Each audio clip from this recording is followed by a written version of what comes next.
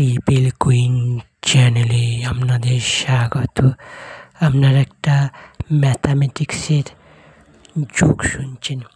এখন জিরোকে 99 বলছে, জিরোকে 99 বলছে যে আমি কত বড়, তো হচ্ছে আমি কত বড়, জিরোকে 99 বলছে।